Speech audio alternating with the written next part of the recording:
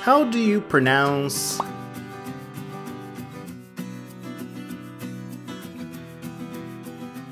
submandibular ganglion?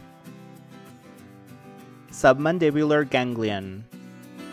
And to help you memorize this term, here are some additional images. We selected them for you from our Atlas of Human Anatomy showing this structure highlighted in green. Oh wait, and there is more.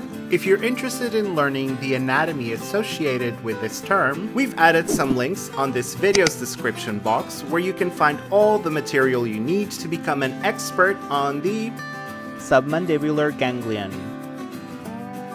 Knowing how to pronounce this term is one of the many things you need to do when learning human anatomy, so you're not done yet. Continue learning with our fun videos, interactive quizzes, detailed articles, and stunning atlas connected to this term. Click on the button in the middle to find everything you need to become a master in human anatomy.